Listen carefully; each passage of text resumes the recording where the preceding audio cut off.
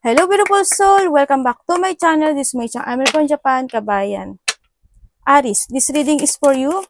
Maraming salamat kay Ronald Balbuena, WZ7, letter T, letter T. Ronald Balbuena, WZ7, letter T, letter T. At sa mga aking subscriber, new subscriber, cross-watcher, at sa mga bagong pasok dyan, maraming salamat.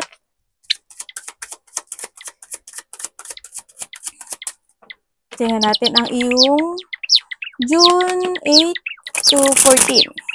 Maraming salamat sa mga nagpa-personal reading. At kung gusto nyo na energy nyo lang talaga, ang gusto nyo makuha natin, all the details para sa personal reading ay nasa ibaba ng video na ito.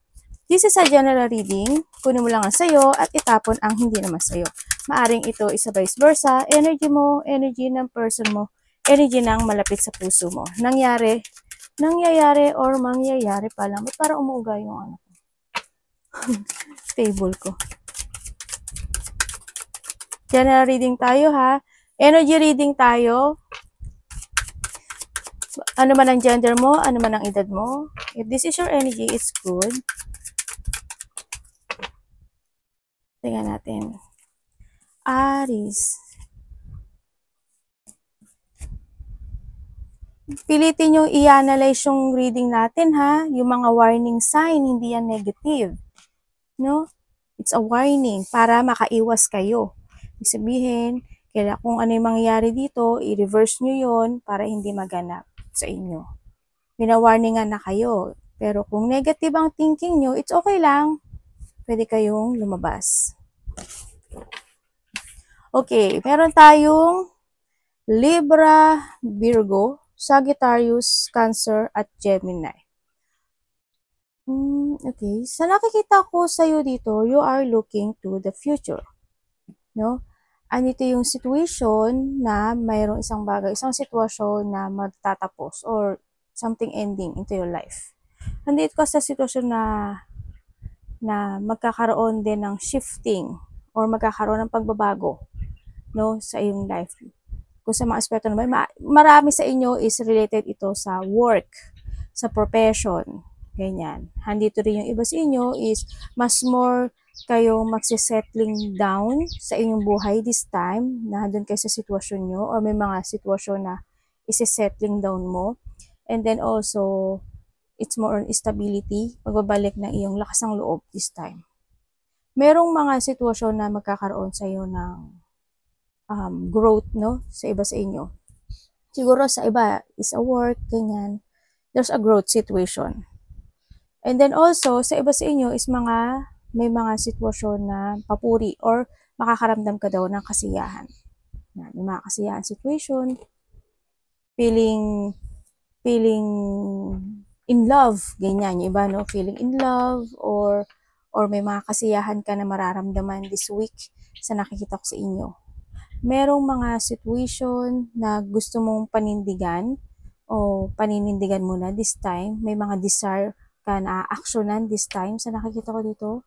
O may mga sitwasyon na paninindigan mo, no? Sa iba sa inyo. Kung sa mga aspeto ng buhay mo yan. Yung iba sa inyo is maaring you are in a public place or ang trabaho mo is networking, YouTube, TikTok, ano ba meron? Reels, di ba? Hindi ko alam. Public servant, yung mga ganyan. O kaya, may mga pupuntahan kang maraming tao, ayan, baka lalabas ka, may outdoor, ako nakikita, may mga, or group, there's a group situation, ako na nakikita sa'yo. And then, ang nakikita ko rin is, iba dito may kasikatan, or maaring pinag-uusapan ka, no, sa nakikita ko dito. Yun. Kung artista kayo, isa rin yun. Artista, public servant, in a public, yung mga government situation, mga ganyan. Sa iba sa inyo. When it comes dito sa woman and the man, siguro na andito yung sitwasyon na nagkakaroon kayo ng quarrel or something, communication. Maaaring magkakaroon ka ng communication dito, isa dito, babae or lalaki. Well, natural yun, no? Kasi araw-araw may makakausap ka. maaring itong to is maaring related siya sa work mo. Kasi it's more on work to sa nakikita ko dito.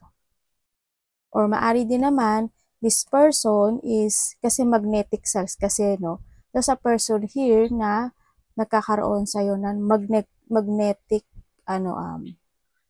attraction. Yun na nakikita ko dito. Sa iba is a business to. Sa iba is magnetic attraction to. So, nakita ko dito.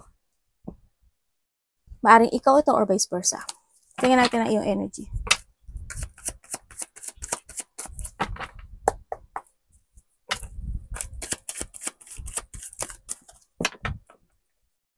Iba dito, meron kayong pag-uusapan na related ang business, finances, negosyo, parang ganun. Meron din ako nakikita gain ng wealth sa iyo eh. Gain ng wealth and abundance coming sa iyo. Congrats, no? Mukhang nagkakaroon ng successful. May successful situation happen sa buhay mo. Kasi lahat sila patungo dun. Energy ni Aries this week.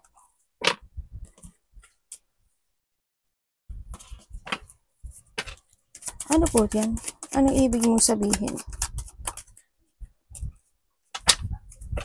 Diba? Puro angels to ah.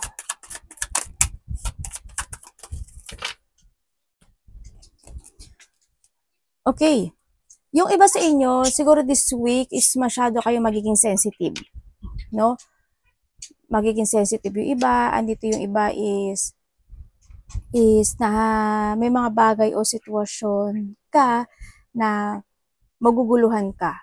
Or maybe, andito yung sitwasyon na may mga bagay o sitwasyon ka na magkakaroon ka na thinking of something fantasizing, mga ganyan. You're daydreaming, may mga well-wisher ka na maiisip o iisipin, or handang yung may mga fantasizing ka, mga ganyan. Ako sitwasyon, no? Sa nakikita ko dito. May mga bagay ako na nakikita na pag-iisipan mo na gusto mo nang i-let go sa iba, or kaya may mga sitwasyon na gusto mo nang i-change, o changing of decision, ganyan. Sa iba dito is may mga ile-let go ka na nakaraan sa tapas, ganyan. Or you want a transformation sa iba.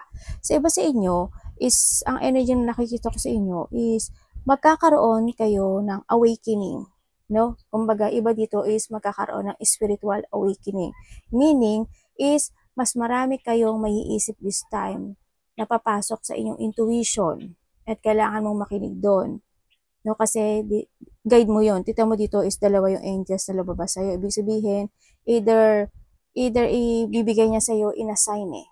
Either mga repeating numbers, song, o kaya yung may kausap ka lang na tao, ganyan, may ma-receive ka sa kanya na ano ba to? Sign, no? Masasabi niya, o kaya sa iyong dreams, yan. May mga ipapakita sa iyong sign na maaring may ismo. Anak, lumakad siya sa mic. Sorry, ako magulo. Lumakad siya sa mic eh. Tawa ko siya. Meron ka magkakaroon ka ng magkakaroon ka rin ng, tawag ito? Self-evaluation sa sarili mo dito. Yung kakaroon ka ng mga reflection from the past, reflection or decision making sa isip mo, ganyan. Magkakaroon ka ng ganyan. Andito rin yung i-awake ka daw na spiritual guide mo. Anong parating kay Maaaring may makikipag-usap din sa'yo? Or may makikipag-usap ka? Kasi may communication din ako nakikita eh. Kasi dito sa'yo, sa iba sa inyo, there's a new beginning happen into your life. Marang mag-change yung journey nyo this time. Siguro may mga idea ka na gustong gawin sa iba. Yan. Or magkakaroon ka na talaga totally na clarity sa mga bagay-bagay mo this time. Sa opportunity mo, doing something project, ganyan. O kaya yung may mga bago ka ng focusan this time. Parating.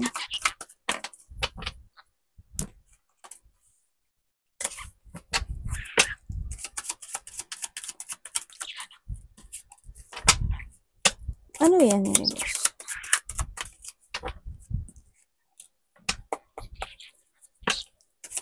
Tapos na po to, universe.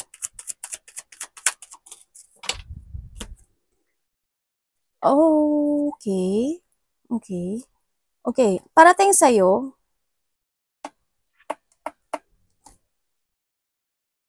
merong isang bagay na magkakaroon ka ng pagkalito. Sa iba dito, pagkalito, siguro may third party, ganyan, no? Or vice versa. Yung iba naman dito is meron kayong mga indecision situation sa nakikita ko dito. Kakaroon ka ng indecision situation na gusto mong gawin o kasi you want to follow your heart sa nakikita ko dito. Yan, may kakaroon sa iba siya ng fear, worry, anxiety, stress, or may mga sitwasyon na pwede nyong i-delay or madi-delay. Ganyan. Kasi hindi ka nga makapag-desisyon. Or meron din ako nakikita dito, kasi nandito si Queen of Wands, merong isang bagay, isang sitwasyon sa buhay mo, either babae or a family member kasama sa trabaho, kung sino man ito, maring karelasyon mo ganyan sa iba, is parang nandun yung very overwhelming ka about sa kanya. Or sa trabaho, halimbawa na very overwhelming ka sa information na nakukuha mo doon sa isang bagay o sa isang tao o sa isang sitwasyon. Kumbaga, na-attract ka doon sa bagay na yon, no? Sa nakikita ko dito. Iba dito kasi is a lovers. Kumbaga, andito yung sitwasyon na maaring ikaw or siya magkakaroon ng isang sitwasyon na magkakaroon ng ganun. Ma-overwhelm ka dun sa tao na yon o sa sitwasyon na yon. Ganyan. O halimbawa, may makipagkasundo sa'yo. O kaya with a lovers, ganyan. Kumbaga, with come sa kanya, parang wala ka nang nakikita na iba. Parang ganun. Parang maano yung ano mo, yung tenga mo, ganyan. Ma-attract ka, ganyan, sa nakita ko sa iba. Yun. Nagkaroon na ano, no, sa iba dito is maaring this is a past. Sana past, no? Nagkaroon ng mga conflict. May mga unexpected changes happen, no? Nagkaroon ng mga pagpapabaya, lalo na kung sa trabaho, sa pera, or sa relationship, ito, no, sa iba. Nagkaroon ng hindi pagkakasundo when it comes to a relationship or family, there's a burden din na naganap o nangyari. Maaring may tao dito na nagkaroon ng parang naghihigpit, no? Or naghigpit. Yun na nakikita ko dito. Or sa iba naman sa inyo is may taong maghihigpit sa inyo. Or ikaw ang maghihigpit. Yun, may paghihigpit na mga gaganap o nangyayari dito. Parating din, kung titingnan ko to si card, may person dito na hindi siya stable when it comes to health. Yun na nakita ko. Maaaring may taong may sakit, maaaring ikaw, or someone into your life, no? Maaaring a part of the family o kakilala mo, maaaring may sakit siya. Ako nakikita. Or maaaring may tao na may nararamdaman siyang sadness or sakit man yun o painful situation na maaaring hihingi siya ng tulong sa'yo. Or maaaring ikaw ito, nakasakit ka sa kanya. Vice versa. Pero may pagtulong din ako nakikita dito Iba dito may malalaman ka doon ng katotohanan. May mga may mga sitwasyon na frustration, may mga sitwasyon na maaring napofocus ka sometimes sa painful na sitwasyon mo. May mga nalilito ka, na-trap, na-stuck ka dun sa bagay na yun. May mga ganun sitwasyon. Ako nakikita sa iba. Hindi naman kayo lahat, pero yun. Sabihin ko yung ay, nandito lahat. Ay, hindi, wala. Pero tayong Aries, Leo, Sagittarius, Aquarius, Gemini, Libra, Taurus, Virgo, Capricorn. Yan. Someone want to connect din sa iyo sa nakita ko dito May union sa iba.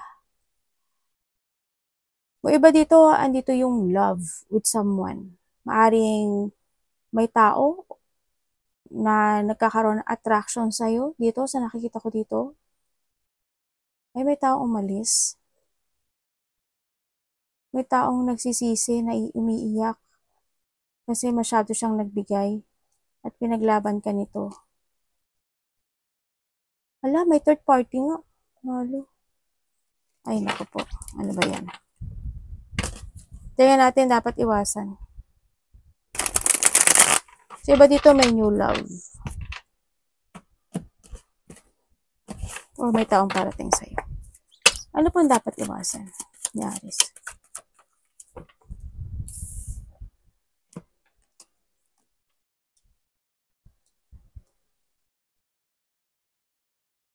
Dito may taong, may taong in a painful situation, pero yung stuck siya, pero umaasa siya na magkakaroon ng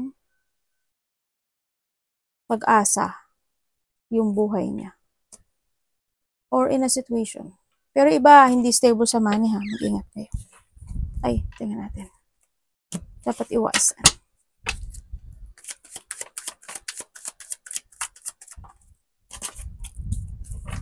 Nahihirupan.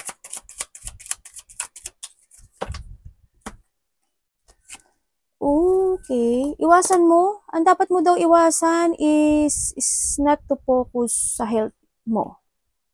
Or sa money mo. No?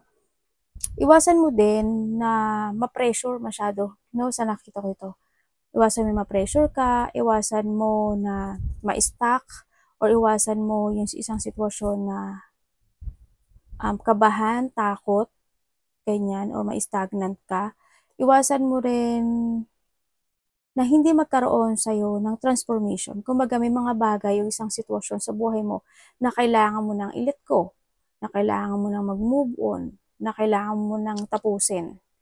No? This is a time din na kailangan mo nang magkaroon ng renewal o magkaroon ka ng pagsasaayos sa buhay mo. Dito. You need to move forward din kasi kung baga, you need to continue sa direction to find your goal this time sa nakikita ko dito. Iwasan mo yung mapanghinaan ng loob. Isa yun eh. No? Alam ko naman na malakas yung loob mo. Pero sometimes kasi pagka natatalo tayo ng emotions natin, hindi na tayo nakakapag-isip. Pinanghihinaan na tayo nun. No? And then, iba dito may mga sariling paniniwala. Alam mo yun? May sariling pinaniniwalaan. Halimbawa, bagay kasi iba naman kayo yung iba dito kasi hindi sila Katoliko, magkakanya. Alam ko naman na lahat is iba-iba ang religion. Meron ditong tao na maaring meron siyang pinaniniwalaan na sa iba hindi iyon, na mali iyon. Meron nakikitang ganun. Ano ba? Halimbawa, when it comes to a relationship, sinasabi nung karelasyon mo, wala akong kasalanan mo yun. Paniniwala niya yun.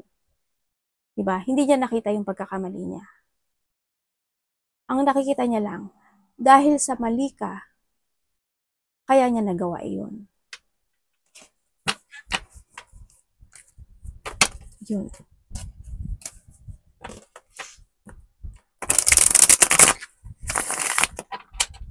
Kuha ako dito na ibang message. When it comes dito, someone want to commit. No, dito. Kasi may nakita rin ako dito. Yan. Someone want to commit sa'yo kasi, or you want to commit to something. Magkakaroon ng pag-uusap or maari din na dito within a week. No? Sa iba sa inyo, baka this week may makipag-communicate sa'yo. A part of the family o kaya is kasamahan to sa trabaho. No? Magkakaroon ng connection sa isang tao.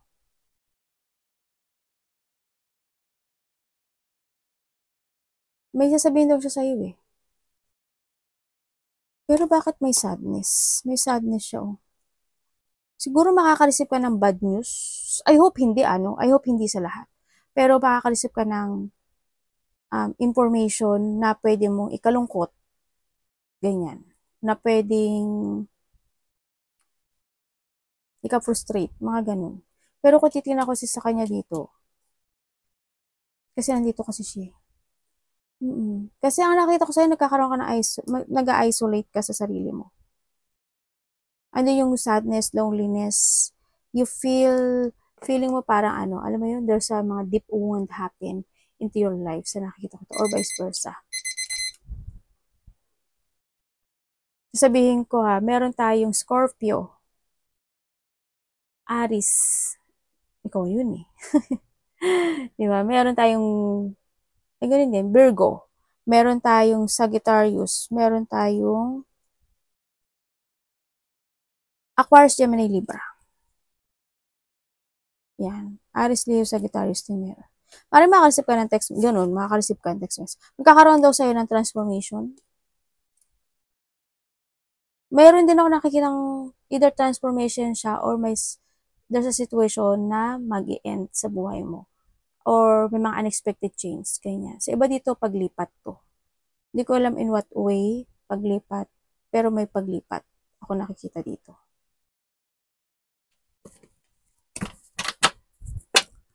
Love. Love is a lahat ah. Aba, panalo. Pumapalo ang love mo ah. Aris. Love is a lahat ah. Ba?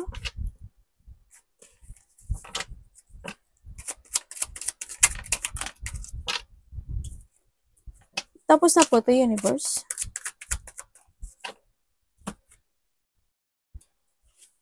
Hindi pa. Ano po, ano yan? Okay, when it comes to a love, sa iba sa inyo is 0. It means na maaring 0 pero may parating, no? Sa nakikita ko dito, kumbaga, merong isang tao na magkakaroon ng commitment sa iyo or maaring iba sa inyo is meron na talaga kayo na pinahalagan sa buhay nyo, no? Maaring nagkaroon talaga ng third party or kung hindi man kayo magka-connect nitong tao na to is itong tao na to is ang nakikita ko sa kanya, nagkakaroon siya ng jungling sa sarili niya, no? To commit sa'yo sa nakikita ko dito. Or maybe you're jungling na kung kumukonek na to sa'yo ha, maaaring nagja-jungling siya sa sarili niya kung talagang ikaw yung gusto niya. Kaya sa mga single dyan, may parating sa inyo at meron ako nakikita. Pero meron din ako isang tao na nakikita sa'yo, no? Kasi may unfinished business ka raw dito. Kaya maaring sa iba sa inyo, naiisip nyo pa itong tao na to. May mga time talaga na meron kang lungkot inside and outside, pinapakita mo na okay ka. Pero may tensyon na hindi na-resolbahan or not yet resolved. Ako nakikita dito. Maaring ikaw or siya is hindi pa totally na nakaka-move on. Totally kasi nakikita ko dito na maaring may lungkot and sadness pa rin ako nakikita dito. Sa iba dito, bagong tao to. Kung nakakonect ka dito, it's good. Kung iba naman hindi pa nakakonect, meron pong parating sa inyo. Yun. Pero kung titingnan ko siya dito, siguro sa ngayon, mahalaga ka sa kanya or mahalaga ito sa iyo. Pero kung titingnan ko dito is siguro getting to know each other, ganyan, kayong dalawa, no? Sa nakikita ko dito, andun naman yung attraction yung dalawa nitong bagong tao na to. Hala, grabe. Maring magkakaroon din ng iba sa inyo ng pagkikita kung nakakonect ka na dito, no? May pagkikita or merong connection na magyayari sa inyong dalawa. Yan. Within 2 to 4 days, mga ganyan, or this week, no? Or nakaraan na, pero may union. Ang nakikita ko rin dito ay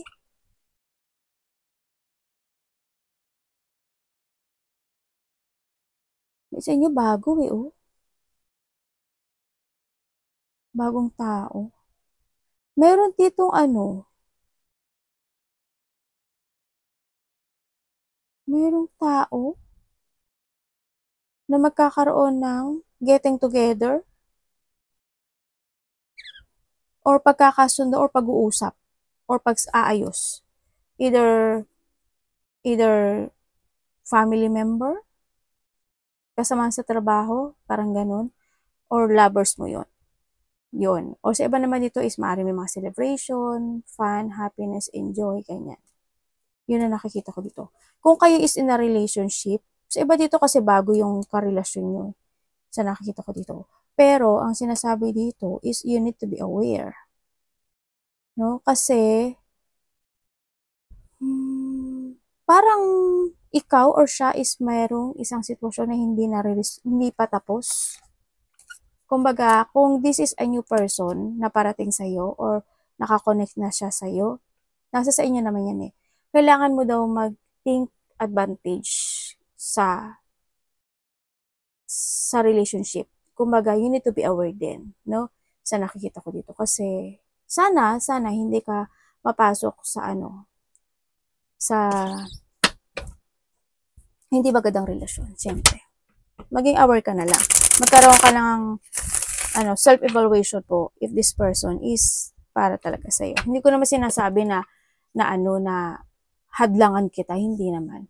Pero, anuhan mo pa rin, mag-trust ka pa rin sa intuition mo, sinasabi dito, ha?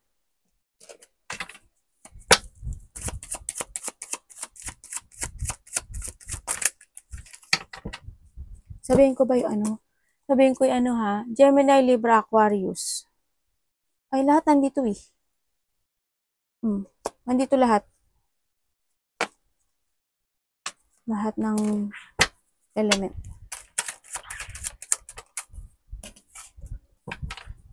Yung money.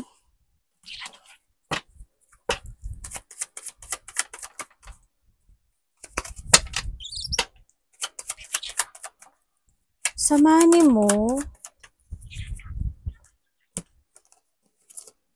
mo, sana, may problema iba sa money. Maaring iba dito is wala talagang ipon, no? Dito, or yung iba naman hindi talaga pinag-iisipan in advance yung pinagkagastosan nila. Ganyan. Kasi yung iba dito merong unhealthy lifestyle. Ganyan. Kung meron kayong ganun, siguro this time is kailangan yung i-level up kung paano nyo i-manage yung pera nyo, ha? Sa nakita ko dito. Kasi medyo, ang nakikita ko dito ay a lack of progress when it comes sa money mo. Kung may negosyo ka naman, ganun din, nakakaroon ka ng lack of progress. Pero nakikita ko naman na nasa sayo yung susi. How mo mapapalago yung negosyo mo or yung kaperahan mo this time. May mga bagay lang talaga na nagiging irresponsible ka siguro dito. Kasi ang nakikita ko dito is if you cannot value your money this time is there's a bad news coming sa iyo. Kasi medyo palabas ang nakikita ko dito. Kumbaga may mga bagay na kailangan mo mag-isip in advance. Halimbawa, may bibiling ka, di ba? May cellphone ka, pero buo naman siya. Oh, bet ka bibili? Di ba? May mga ganun. Kaya iba dito, maaring hindi nila gaanong ma-manage yung money. Pero money nyo naman yan. Nasa sa inyo naman yan. Tingnan natin ang iyong career or work. Iba dito, halimbawa, pag meron ka pag-iipunan, pero ipagpapaliban mo muna. Next time na lang, ganyan.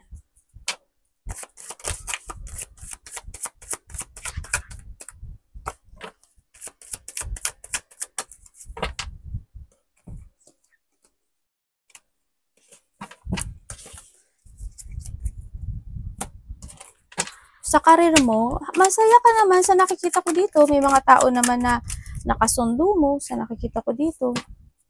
Yun nga lang, may mga tao din na ayaw sa'yo. No?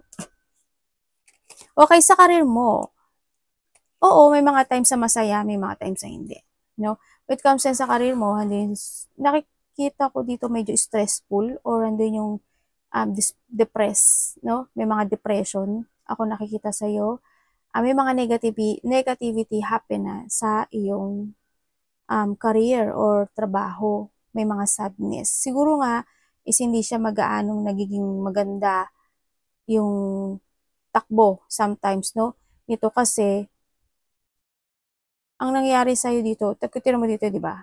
Siguro andun yung mga bullying person, no? Na hindi ka nila nakikita or may mga tao na nagsasaya dahil nahihirapan ka. Yun ang nakikita ko sa iba dito. Or vice versa. Baka ikaw naman nagsasaya, kaya kasi nahihirapan sila. Huwag ganun, ha? Ganun. May mga tao na disloyal when it comes sa company. Hindi na mawawala yun kasi ganun naman talaga. May mga tao na may pagka-insecure sa'yo, no? Babae ka man o lalaki. May mga tao, parang you feeling down kasi sa nakikita ko when it comes sa career or sa trabaho mo. Hindi ko lang alam why, pero you feeling lost, you feeling down, tapos parang hindi yung despair situation sa nakikita ko sa'yo dito. May mga conflict din na nagaganap o nangyayari sometimes. Kumbaga, syempre saya at lungkot talaga.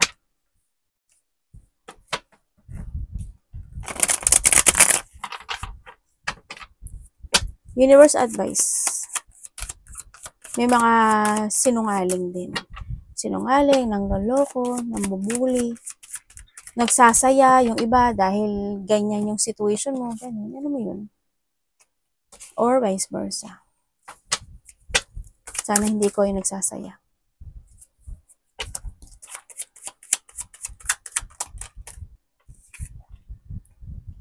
Ang advice sa'yo, is, huwag ka daw magkaroon ng self-doubt sa sarili mo kung paano mo i-create yung sarili mo or paano paano mo babalansehin yung sarili mo. You need to try to make it balance yung sarili mo and also yung pakikitungo o yung pakikisalamuha o yung in your relationship, ganun din sa pera mo, no? Try to make it balance. Ang sinasabi dito, sorry And then, syempre, kung may mga bagay na pinaplano mo this time, kailangan mong pag-isipan mo ng maigi itong sitwasyon. You need to be very careful when it comes to a plano. Ando yung you need to prepare din and kung may mga kailangan na need na mo ng mga options in life, mas maganda. Kumbaga, kung may option 1 ka, option 2, option 3, hanggang option 3, mas okay yun. Pag hindi nag-success yung option 1, mag-2 ka. Pag hindi, yung 3 mo. Yung ganun. No? Kailangan magkaroon ka ng mga ganun situation. Yun. And then you need to create yourself in a new you this time. Don't go to the flow. Sinasabi rin dito. Kailangan mo talaga ngayon is to move, to take it action, and don't wait. Sinasabi rin dito, don't wait sa mga bagay na gusto mo mangyari sa buhay mo. Ganun. Alam mo ba, sa nakita ko dito, iba dito is you're being held back. Either sa nakaraan, ganyan, sa nakita ko dito. Yan, may mga sitwasyon na nawawalan ka ng interes o wala ka ng interes. Yan, may mga sitwasyon na bahala na situation. May mga situation na minsan siguro nakakaramdam ka ng inis, pagkabagot, or parang alam mo yun yung may mga gusto kasing gawin pero may blockage sa'yo. Alam mo yun? May mga ganun. Nagkakaroon ka ng blockage. May mga gusto kasing gawin pero may block. Yun, ang nakikita ko sa iba sa inyo. Arigatou namaste, God bless.